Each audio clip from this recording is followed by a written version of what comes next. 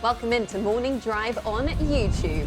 Yesterday, Webb Simpson capped off his 6th PGA Tour victory in a playoff win over Tony Finau. It was the 4th playoff in the last 5 years in Phoenix. After the win, Webb reflected on his victory, while Finau put the week in perspective. I've lost in quite a few playoffs, so it's nice to get a W. I won the Players after a long drought, and this has been, we're coming up on a year and a half, so it's been a while, so it's nice. It's a nice feeling to get one. Big thanks to my caddy Paul on that read in the last hole. That was all him, so a lot of credit to him. I had a great chance to win this week. Unfortunately, it didn't happen, but my game's better than it's ever been. I have more confidence than I've ever had, and again, if you know anything about me, I'll persevere through anything. This it's, if you want to say, a stumbling block or whatever it is to chase this next one, but I'll knock it off soon, and we'll be on my way.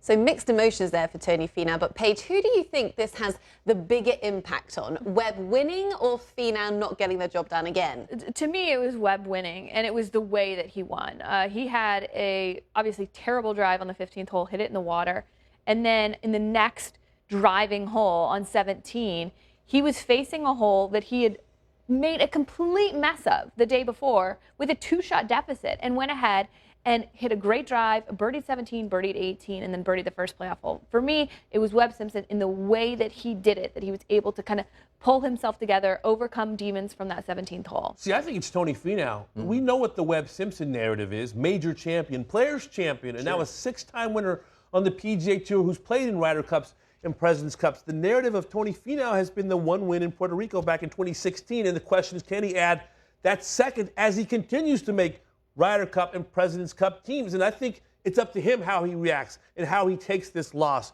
Does he take it as a building block and not a stumbling block? Does it fire him up? Does he embrace the Mamba mentality as he talked about this week? Or does it become a thing? Because it's become a thing around this table.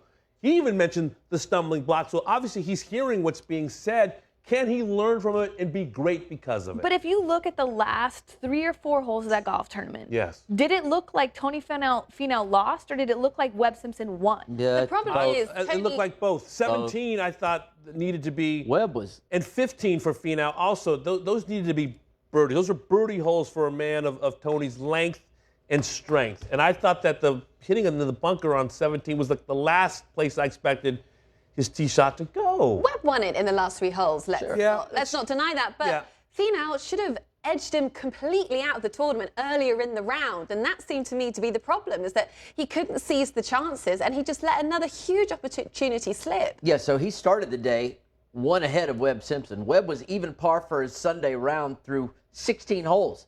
There shouldn't have been a 2-shot deficit. Tony had a chance on the front 9. He had 8 pars and a bogey. He could have put the tournament away making the turn. Yeah. And he did it. That's what's going to disappoint Tony. That is why he's going to he's going to reaffirm to himself that he is who we all think and say he is, the guy that just for some reason, is it because he's too nice? Is it because the putter isn't good enough to hold up when the pressure's the sharpest at the end? But he's reaffirmed. Actually, they both did. We knew Webb was tough as nails. We know he knows how to win. He wasn't always the best playoff player, but you keep throwing yourself into these playoffs, you're going to win some, you're going to lose some. But yeah, so I think Tony's going to take a harder hit on this one than he led on. Losing to Xander in China, losing this playoff, and being surrounded by the Tigers and the JTs who are, and Brooks, is all these guys who are winning and winning. It just has to be difficult. And Webb now, who he says is one of his best friends, you play sports to win. It's hard to win in golf, harder to win in golf than basketball seasons where you're going to win. If you have 82 games, you're going to win a couple of them anyway. But it just has to be difficult, I imagine, the self-talk. His sound, I thought, was positive. I'm more confident than I've ever been. I know I've got the talent to get it done. But, man. He was short, though. He was short. It had to hurt. For sure. The family's out there leaning on that little rope, ready to run out and give him a hug and kiss. If you know Tony Finau, no matter what happens on the course, he's always going to be positive. That's just who he is. Yeah. He's always going to be smiling. He's always going to be happy. He's got a great family. He knows his place in this world is nice and solid.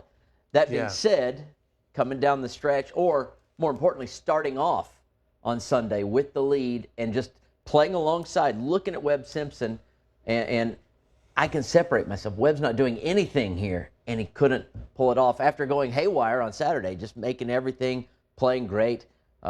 He missed 2 shortish putts in the last 4 holes and still shot 62 on Saturday. Yeah. For a lot of players to go out there with a 54-hole lead is a huge confidence boost and almost should be in your mind a reason to say, I'm getting this job done and there is nothing else that is going to stand in my way. And Tony referenced that with that Mamba mentality, is that's who he wants to be. But so far he's had multiple 54-hole leads and he hasn't been able to convert them. And I wonder, next time he's in that position, how difficult is it to take a different approach to what history has said already?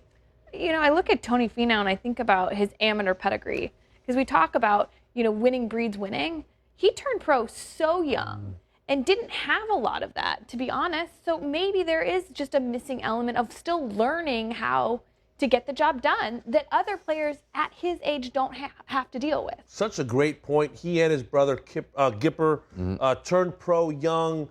They were bankrolled by some guys. They competed in these kind of money games. But you're right. It's not a traditional route to the professional game. One thing we do know, and I'm going to quote the Jets coach, Herm Edwards, he said, you play to win the game.